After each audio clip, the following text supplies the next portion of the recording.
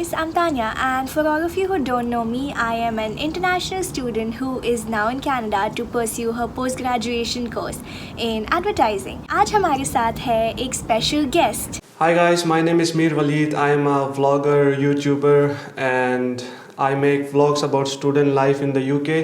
Basically, international student life के ऊपर मैं वीडियोस बनाता हूँ और मैं यूके में ऑलमोस्ट 2 years से हूँ और रिसेंटली मैं ग्रेजुएट हो चुका हूँ यूके से।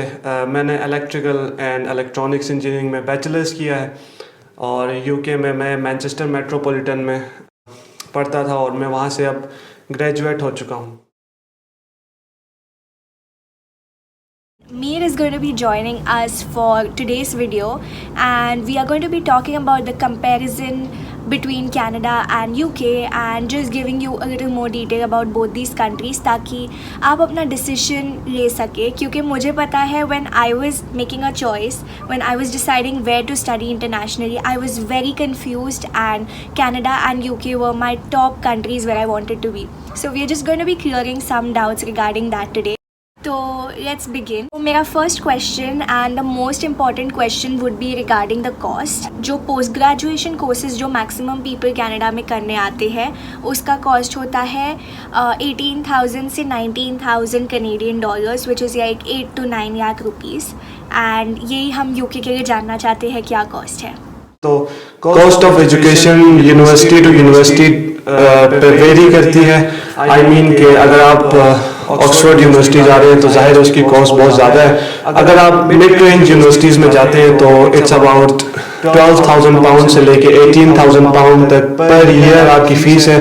और वो यूनिवर्सिटीज़ मतलब बहुत अच्छी यूनिवर्सिटीज़ हैं, ऐसा नहीं है कि वो बुरी यूनिवर्सिटीज़ हैं, वो बहुत अच्छी यूनिवर्सिटीज़ हैं। तो कॉस्ट मतलब साल की यूनिवर्सिटी की इतनी आती है। बेसिकली मतलब इंडियन रुपीस में अगर देखा जाए तो कहा जाएगा कि यूके में पढ़ना would be almost double the cost of Canada, but वो आपको मास्टर्स कोर्स मिलेगा तो आई एम श्योर उसकी वैल्यू ज़्यादा है। एंड कनाडा में भी मास्टर्स कोर्स है जो एक्सपेंसिव है। तो एक कॉलेज में एडमिशन लेने के लिए क्या क्या रिक्वायरमेंट्स होती है, जैसे कनाडा में हमें बेसिकली एक आईएलटीएस देना होता है एंड हमें ग्रेजुएट होना है to do a PG course, but ऐसे कोई बहुत ज़्यादा रिक्वायरमेंट नहीं होती जैसे GMAT या वो एग्ज़ाम्स एडिशनल एग्ज़ाम्स नहीं देने होते। IELTS is the only thing that we have to give. तो किसी भी यूनिवर्सिटी में घुसने के लिए असल में यूके में कॉलेज वाला सिस्टम इतना नहीं होता। किसी भी यूनिवर्सिटी में आपको जाने के लिए आपके जो 12th के जो ग्रेड हैं वो रिक्वायर्ड होते हैं। वैसे तो पाकिस्तान में 50% से ऊपर किसी के भी मार्क्स हैं तो वो इजीली क्वालिफाई कर लेता है किसी भी यूनिवर्सिटी में।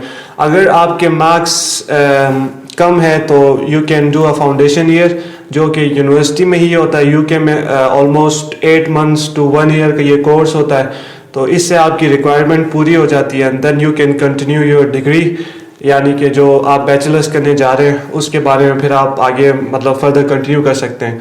तो या डिपेंड करता है मार्क्स पे, अगेन यूनिवर्सिटी के ऊपर डिपेंड करता है कि कौन सी यूनिवर्सिटी आप जा रहे हैं। मगर 50-60% से ऊपर मार्क्स आ जाते हैं तो फिर आप यूनिवर्सिटी किसी भी यूनिवर्सिटी में आपका एडमिशन इजीली हो जाता है। प्लस आपको आइल्स चाहिए होता है। आइल्स में 6 बैंड से ऊपर आपको चाहिए होते हैं और 6.57 इससे ऊपर फिर आपको टॉप लेवल यूनिवर्सिटीज़ में जाने के लिए इतना मतलब आपको चाहिए होता है। तो देखा जाए तो यूके एंड कनाडा दोनों में आपको अगर पढ़ना है तो उसके लिए कोई बहुत ज़्यादा रिक्वायरमेंट नहीं है, कोई बहुत ज़्यादा कॉम्पिटिटिव एग्ज़ाम्स नहीं देने, सिर्फ आईएलटीएस देना है। एंड दोनों में 6.5 7 बैंड्स या 6 बैंड्स भी आपको मिल जाए तो आप दोनों जगह पे एडमिशन ले सकते हो। अब हमने कॉलेज फ़ीस की तो बात कर ली, तो लिविंग एक्सपेंसेस के बारे में भी थोड़ा बात कर लेते हैं। तो जैसे कनाडा में मैंने ऑलरेडी एक वीडियो बनाया है इसके ऊपर, बट इन शॉर्ट आपका बेसिक एक्सपेंसेस जो है वो एटलीस्ट $1,000 होगा per month, which means 50,000 Indian rupees. तो यूके में क्या सिचुएशन है? यूके में भी again it depends if you are living in London. London is quite expensive. मैं क्योंकि मैनचेस्टर में रहता हूँ तो वहाँ पे ये है कि it's around 300 pounds to again 400 pounds, depends on the room you are living in। अगर वो बहुत कोई एक्सपेंसिव है, ज़ाहिर अच्छा है तो वो बहुत ज़्यादा एक्सपेंसिव होगा। मगर ओवरऑल 300 तक या 350 तक आपको पर मंथ पाउंड्स में मैं आपको बता रहा हूँ, तो पर मंथ इतना आपको रेंट पड़ जाता है, प्लस 100 to 200 पाउंड्स के दरमियान आपका खाने पीने का आता है, विच मीन्स कि अगर आप बहुत ज़्यादा खाते नहीं हैं तो फिर वो कम आएगा।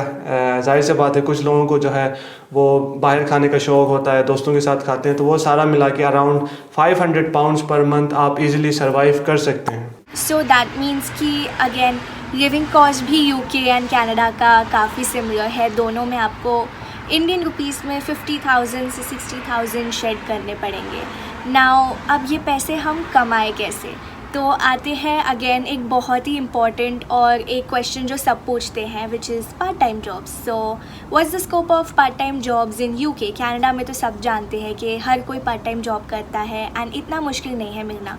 So what's the seen in UK? Part time jobs almost सब स्टूडेंट्स को मिल जाती हैं सूनर और लेटर।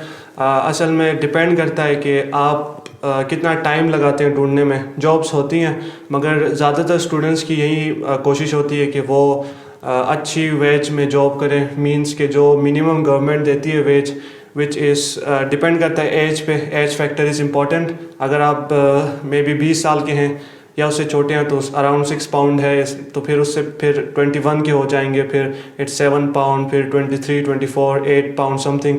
तो इस तरह वेज पर आवर के लिहाज से चलती है, which is I think very good, क्योंकि पाउंड काफ़ी स्ट्रॉन्ग है। और अराउंड 20 आवर्स पर वीक आपको अलाउड होता है वर्क, और you can work in retail shops, restaurants, warehouses, और डिलीवरी कर सकते हैं, और मतलब काफ़ी चीज़ें हैं। तो 20 आवर्स लीगली आपको अलाउड होता है पर वीक, और उससे आप अराउंड अगर नॉर्मल किया जाए तो 600 पाउंड प्लस पर मंथ आप कमा सकते हैं। प्लस लोग फिर कैश में भी जॉब करते हैं, जो कि मैं तो रेकमेंड नहीं करता, मगर लोग करते हैं, बिकॉज यू नो फिर कैश में भी करते हैं तो उनको ज़्यादा अर्निंग हो जाती है।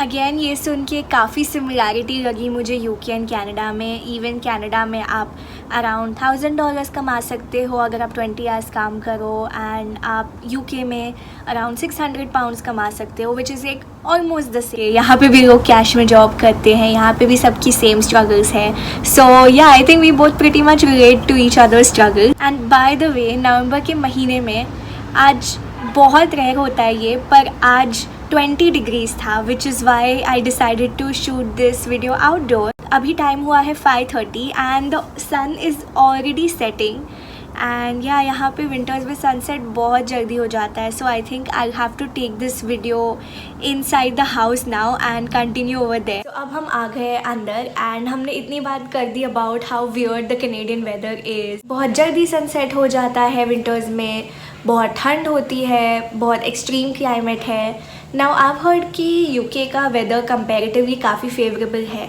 So what would you have to say about the weather in UK?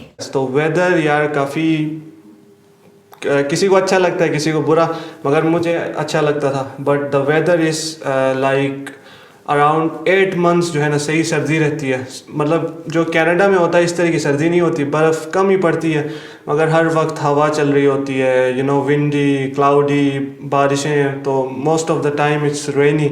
आप किसी भी जाएं, मतलब आप लंदन में रहते हैं, मैनचेस्टर में रहते हैं, लीड्स, बर्मिंघम, यहाँ पे ज़्यादातर बारिशें होती हैं। अगर आप फिर वेल्स वाली साइड में जाएंगे, वहाँ पे फिर बर्फ़ भी पड़ती है। पिछले साल मैनचेस्टर में एक दफ़ा बर्फ़ पड़ी थी, और इतनी ज़्यादा पड़ती नहीं है, मगर सर्दी यार होती है, ठीक होती है। मगर कनाडा के मामले में कुछ नहीं है। आई थिंक कनाडा की सर्दियों को कोई बीट नहीं कर सकता है। If you are not a person who likes winter, then Canada is definitely not for you, because Canadian winters are bad and Canadian summers are great, but वो बहुत ही छोटे होते हैं and they just go away in a blink of an eye. So weather के मामले में I would definitely say UK better है, but again it depends on you, what kind of person you are. जैसे हम सबको पता है कि कनाडा में बहुत सारे इंडियंस होते हैं। 50% of my class was Indian and otherwise also Canada is known to be very multicultural. अलग अलग जगहों से लोग यहाँ आते हैं। I think UK में उतने immigrants नहीं है जितने कनाडा में है। So what is the status of racism in UK? Like, is it common? होता है, नहीं होता है? Just wanna know that. अच्छा, रेसिज्म इन यूके, ये काफ़ी इंटरेस्टिंग क्वेश्चन है। तो रेसिज्म में ये है कि रेसिज्म है यूके में, मगर इतनी ज़्यादा नहीं है। रेसिस्ट हर जगह होते हैं। अगेन लोगों पे डिपेंड करता है कि आप किस तरह के लोगों में आपको उठना बैठना है। यूनिवर्सिटी के अंदर आपको इतनी रेसिज्म दिखाई नहीं देगी, बिकॉज यूनिवर्सिटी के अंदर आपको इंटरनेशनल स्टूडेंट्स भी काफ़ी मिलते हैं। अगर आप कहीं पे जॉब करते हैं तो you might find racist there, मगर अगेन डिपेंड करता है कहाँ पे आप जॉब कर रहे हैं। तो ओवरऑल यार ठीक है, यूके में आपको बहुत ज़्यादा पाकिस्तानी वहाँ पे मिलते हैं, बहुत ज़्यादा इंडियंस मिलते हैं, तो आराम से आपकी ज़िंदगी गुजर जाती है। और यूके ओवरऑल एक अच्छा मुल्क है।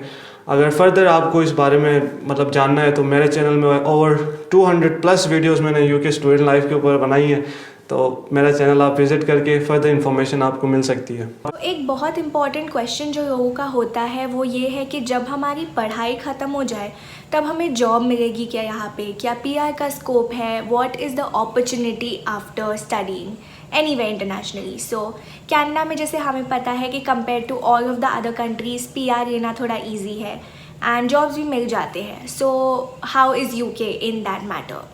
Post study opportunities, yes, post study आपको ऑलमोस्ट 1 ईयर पोस्ट स्टडी होती है वहाँ पे, यानी कि जो मास्टर्स करते हैं तो मास्टर्स ऑलमोस्ट 1 ईयर का होता है। और जो वर्क अपॉर्चुनिटीज़ हैं, यानी अब पहले ये होता था कि यूके के अंदर आपको ग्रेजुएशन के बाद कोई वर्क परमिट नहीं मिलता था अभी तक। मतलब आपको when you graduate you have to find a job, you have to find a sponsor, otherwise you have to come back to your country. मगर 2021 से समर से यूके ने जो है post study work permit introduce कराया है, जिसकी बुनियाद पे मींस के आपको 2 इयर्स का वर्क परमिट मिलेगा। यानी कि जब आप ग्रेजुएट कर जाएंगे so you will get a 2 years work permit, जिसमें आप जॉब वगैरह ढूंढ सकते हैं या आप जो भी करें वो आपकी मर्ज़ी है। तो इसकी वजह से लोग अब यूके काफ़ी आ रहे हैं, क्योंकि 2 इयर्स उनको वर्क परमिट मिल जाता है। अगर उनको अच्छी जॉब मिल जाती है तो फिर वो आगे उसको कंटिन्यू कर सकते हैं, और फिर द फेवरेट थिंग पीआर मिल सकती है। मगर again it's very difficult to get a PR in UK, it takes a lot of time.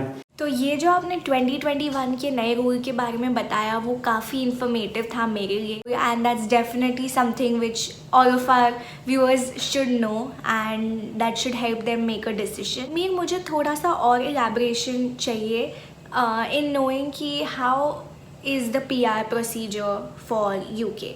जैसे कनाडा में तो मैं काफ़ी लोगों को जानती हूँ जिन्हें पीआर मिल गया है, स्कोर के हिसाब से चलता है। If you have enough points then you can get a PR. आपको सिर्फ अपने ड्रॉ में अपना नाम डालना होता है। How easy it is to get PR? Okay, this is one of the most favorite question that people ask me most of the time. On student visa, if you are studying in the UK, you need at least 10 years to get a PR. मेरे पास examples मौजूद हैं। जो लोग student visa पे हैं उनको 10 years चाहिए होते हैं, यानी कि 4 years बैचलर्स करेंगे, फिर मे बी मास्टर्स, फिर PhD, तो 10 years आपको चाहिए स्टूडेंट वीज़े के ऊपर। बट अब क्योंकि ये पॉइंट बेस्ड सिस्टम भी ला रहे हैं, plus post study work permit भी है, तो इस तरह आई थिंक फ्यूचर में ये थोड़ा सा ईजी हो जाएगा। अब तो काफ़ी डिफ़िकल्ट है, तो फ्यूचर में may be you will see a different UK in regards to the PR. 10 years. Okay, that is a very long time to get PR, and so pretty sure UK के PR का process काफ़ी tedious है and compare to Canada काफ़ी ज़्यादा मुश्किल है। अब जैसे कोविड के बाद काफ़ी चेंजेस हुए हैं हर कंट्री में, एम्प्लॉयमेंट अपॉर्चुनिटीज़ में, एंड बहुत सारे चेंजेस आए हैं। सो उसके बारे में how has UK taken COVID and how has COVID affected UK? जैसे कनाडा में it has become a little more difficult to find job. Essential services ने बहुत प्रॉफिट किया है, बट मॉल्स एंड जो भी ब्रांड्स है, रिटेल स्टोर्स है, इन सब का काफ़ी लॉस हुआ है। इन्होंने लोगों को ले ऑफ कर दिया है। सो यूके में कैसा है? कोविड की वजह से काफ़ी यूके में मुश्किल आई थी लोगों को, क्योंकि बिजनेसेस क्लोज हुए थे एज़ यू नो। काफ़ी चीज़ें, जॉब्स काफ़ी लोगों ने लूज़ की थी, तो ओवरऑल इकॉनमी पे आई थिंक 10-15% डाउनफॉल आया था यूके को। मगर अभी भी लोग जो मैं मतलब लोगों से मैं सुनता हूँ डिफरेंट सिटीज़ के लोगों से, और उनको जो है जॉब्स वगैरह पे वहाँ पे इतना कोई इशू नहीं हो रहा, यानी कि जो पार्ट टाइम जॉब्स हैं ग्रेजुएशन के बाद जॉब ढूंढना इट इज़ क्वाइट डिफ़िकल्ट।